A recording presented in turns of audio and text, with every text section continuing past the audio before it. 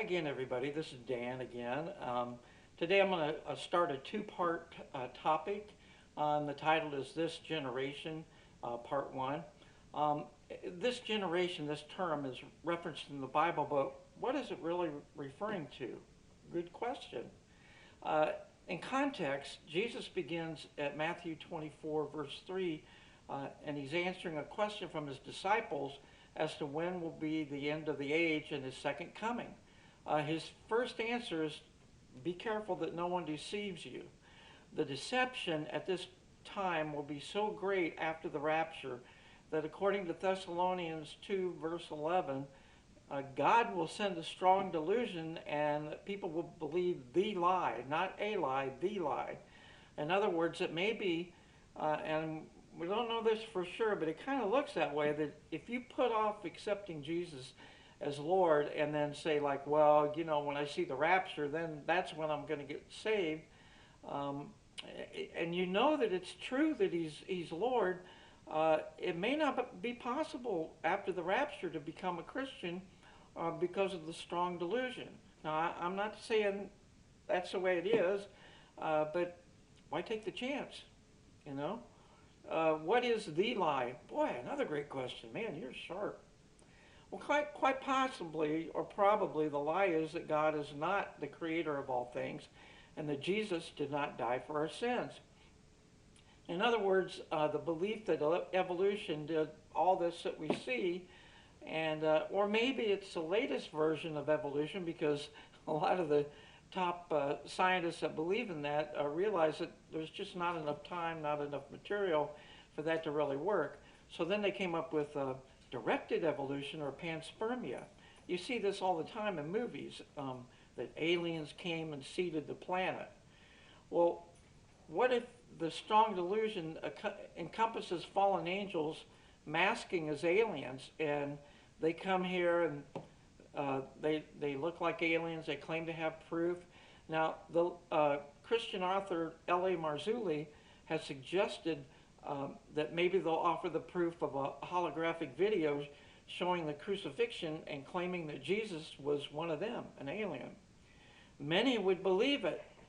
So don't wait. You may not have the chance to avoid the deception. This reminds me of that Twilight Zone episode where the aliens come, they're very tall, and they convince everybody that they're here to serve mankind. But then at the end, the guy, as he's boarding the spaceship to go to their home world to visit, supposedly, finds out that the book they use, How to Serve Mankind, is a cookbook. Well, Jesus then gives many references that lead up to his answer. Wars, rumors of wars, persecution, but these are just the beginning. They're kind of what you call non-signs. The trigger point for the Jews is when they see the abomination of desolation in the Holy of Holies. This references modern technology. I mean, how could you see an event in the Holy of Holies? Because only the high priest was allowed to enter there. That's where the ark was in the first temple. And he could only enter once a year after much ceremonial cleansing. Well, we could see it on our iPhones, of course. The Antichrist will enter and demand worship as God at this midpoint of the 7-year tribulation. It'll be in a rebuilt temple after almost 2,000 years of not having one. And guess what? Everything right now is ready for this temple, pretty much. The blueprints, the high priest has been selected, the priests have been in training to perform the sacrificial duties. They've done actual sacrifices in another location to practice. Temple vessels, trumpets, everything else have already been built, and they're just awaiting the building of the temple. And in fact, several high-ranking Muslims are in agreement that it would be possible to rebuild the Jewish temple, and that they deserve to have one, and it wouldn't harm the Dome of the Rock. It'd be on a slightly different location.